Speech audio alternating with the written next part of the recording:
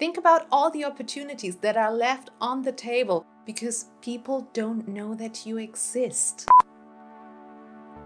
So if you started your own business, but you're holding back with creating video content, going on that podcast, or giving that speech, then today's video is for you because we're going to talk about the fear of visibility and how to overcome it in 3 simple questions so you can jumpstart your content creation, go on that podcast, give that speech, and finally be seen as the expert you already are.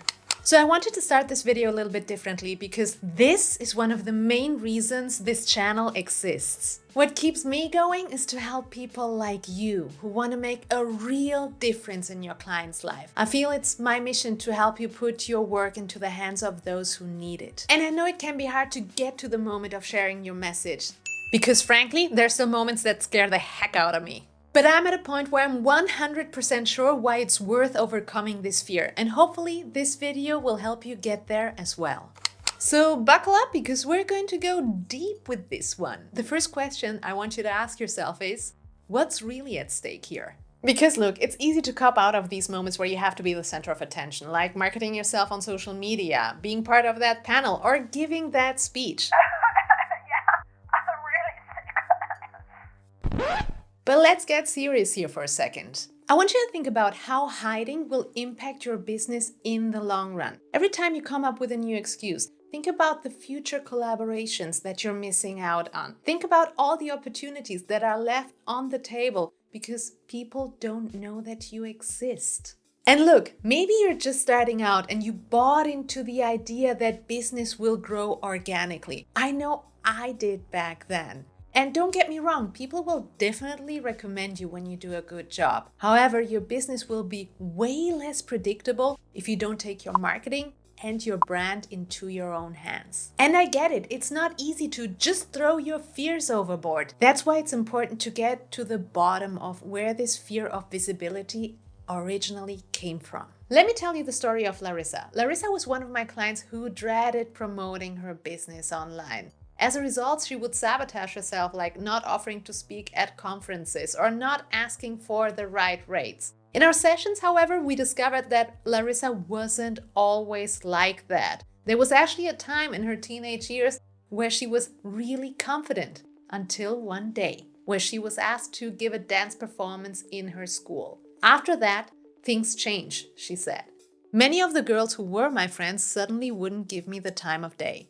When I asked her why she thought that was, she said the only way she could explain it is that she was no average dancer. In fact, she was very talented. But she felt that this talent actually led her to be ostracized by her schoolmates after giving an outstanding performance. It's often these little moments where we wanted to share our gifts with the world that we actually got punished for standing out. And that's why it's so important to look at these stories through the eyes of an adult. Because look, if you don't get to the bottom of where your fear of visibility comes from, these old stories will resurface in the form of excuses like your dog ate your speech, for example.